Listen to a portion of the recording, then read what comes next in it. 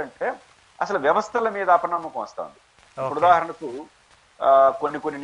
కొన్ని వాటిల్లో ఒక తమాషా చూడండి. హ్మ్. విప్ అనేది దేనికి ఉంటుంది?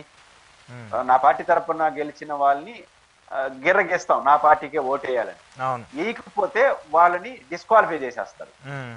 దీన్ని పర్యవేక్షించాల్సిన బాధ్యత అధికారులది, ఎలక్షన్ కమిషన్ది. హ్మ్.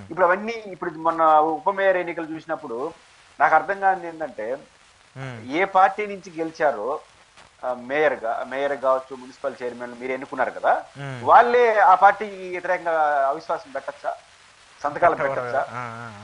ఇది చాలా డిస్క్వాలిఫికేషన్. ఎందుకు ఇవి అన్ని ఉండేది అంటే, ఇది చట్టం ఎందుకు, ఎలక్షన్ కమిషన్ ఎందుకు? ఇప్పుడు ఏ హ్మ్. పార్టీ నుంచి గెలిచారో వాళ్ళే అవిశ్వాస తీర్మానం పెట్టడం, హ్మ్. ఒక సభ్యుడిగా లేని చోట తెలుగుదేశం గెలవడం, హ్మ్. ఇవన్నీ చూసినప్పుడు ఎలక్షన్ కమిషన్ ఏం చేస్తా ఉంది, డిస్క్వాలిఫికేషన్ ఏమవుతుంది, చట్టాలు ఏం చేస్తున్నాయి, ఒక హ్మ్. అపహాస్యంగా మారిపోతుంది. హ్మ్. కాబట్టి తెలుగుదేశం పార్టీలు అందరినీ తెలుసుకోవడం, గతంలో మీరు ఎవరైతే మీరు ఆరోపణ చేశారో వాళ్ళందరూ మీకు భారం అవుతారు. హ్మ్. ప్రజలు ఆ రోజు అసహించుకున్నారు కదా ఇట్లాంటి పరిణామాలు మంచిది కాదని. హ్మ్. మీరు చేర్చుకుంటే మిమ్మల్ని అదే చేస్తారు. అవును. పైపెచ్చు మీ కార్యకర్తలు నష్టపోతారు. ఈ రోజు హ్మ్. కార్పొరేషన్ లో 10 మంది 20 మంది వాళ్ళు చేర్చుకుంటే మీ కార్పొరేటర్లు ఏం నష్టపోతారు? వాళ్ళు పెద్ద హీరోలు అయిపోతారు అక్కడ. హ్మ్. కాబట్టి మూడోది ఏమవుతుంది, వైసీపీకి ఏమైనా నష్టమా దీంట్లో? చాలా ఓకే. మంది తెలుగుదేశానికి ఎవరు ఆ సలహా ఇచ్చారో తెలియదు కానీ, హ్మ్. ఇప్పుడు తిరుపతిలో మున్సిపల్ నగరపాలక సంస్థ వైసీపీ చేతిలో ఉంది. అవును. మేయర్ గా డాక్టర్ శిరీష గారు ఉన్నారు. హ్మ్. 4 ఏళ్లు వివాదరహితంగా ఆమె నడిపింది. అవును. ఇప్పుడు ఆ స్థానంలో ఆమెను దింపేసి మీరు ఏ రోజులు పెట్టాలనుకుంటే పెడతారనుకుందాం కాసేపు. హ్మ్. వైసీపీకి గానీ డాక్టర్ శిరీష గాని వచ్చే నష్టం ఏమైనా ఉందా? ఇంతకు ముందు ఈ రోజు వాళ్ళకేముంటది? ఆ! హ్మ్. డాక్టర్ శిరీష మేయర్ అని వాడుతా ఉంది. హ్మ్. రేపటి నుంచి డాక్టర్ శిరీష మాజీ మేయర్ అంత తప్ప ఇంకేం కాదు ఆమె. హ్మ్. ఆమెకి ఏం కాదు, వైసీపీకి ఏం కాదు. హ్మ్. ఇంకో 2 పదాలు అదనంగా చేరతాయి, అంత మించి ఏం కాదు. కానీ హ్మ్. తెలుగుదేశం పార్టీ చేర్చుకొని మీరేం సాధిస్తారు ఈ 1 year లో? ఓకే. ఎందుకంటే ఇప్పుడు వైసీపీ పదవిలో ఉన్న వాళ్ళని కూడా వాళ్ళ మాట ఏమి వినరు ఉద్యోగస్తులు. ప్రభుత్వం హ్మ్. మారిపోయింది కదా, అవును. మొత్తం మీ మాట వింటారు. మీ హ్మ్. పనులు మీ ప్రశాంతంగా వన్ ఇయరే ఉండేది కాలపరిధి. చూడండి, ఇంకో 4-5 నెలలు ఉన్నా పర్వాలా, అవును. ఉన్నది 1 year.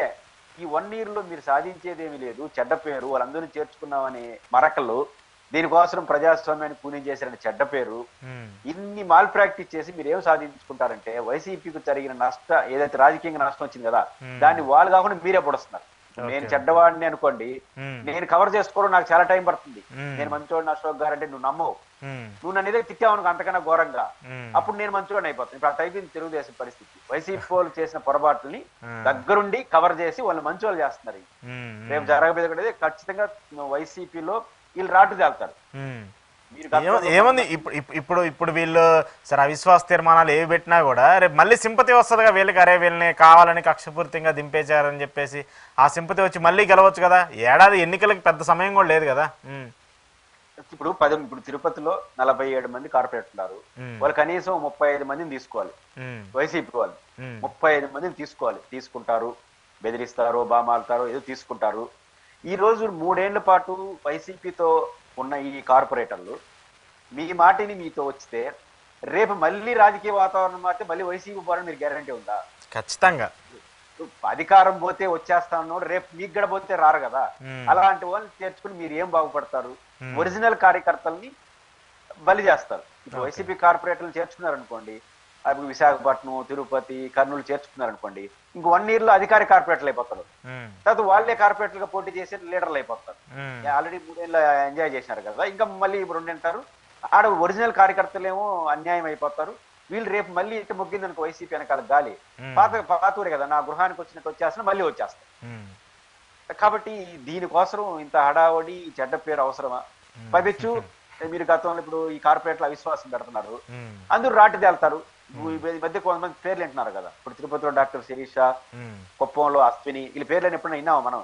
ఈ లేదు లేదు. అవిశ్వాసాలు ఉమ్, వచ్చినప్పుడే వాళ్ళు మేము ఉంటాం, పార్టీతో గట్టిగా ఉంటాం, నిలబడడం ద్వారా నాయకులు చేస్తారు. వాళ్ళు ఉమ్, ప్రశాంతంగా వాళ్ళ పని వాళ్ళు చేసుకునే వాళ్ళని పెద్ద లీడర్లు చేసి ఉమ్, సమాజం ముందు నిలబెడుతున్నారు. కాబట్టి వైసీపీకి లాభం చేసి రాజకీయంగా తెలుగుదేశం నష్టం చేసుకుంటోంది. ఉమ్. కాబట్టి ఎవరి పని వాళ్ళు చేసుకుంటా, ఈ పని మీరు చేసుకుని ఇంకో నీరు తర్వాత దర్జాగా ఎలక్షన్ పెట్టుకొని అన్ని గెలుచుకొని ఉంటే తెలుగుదేశానికి మంచిది. లేదా మేము ఆ రూట్ లో పోతా ఉంటే వైసీపీకి మీరు రాజకీయంగా ఉపయోగపడుతున్నారని అర్థం. వైసీపీకి ఉపయోగంగా అయిపోద్ది వీళ్ళు ఈ తరహాలో కొంత చేయాలనుకుంటే రాజకీయ పరంగా. అబ్సల్యూట్.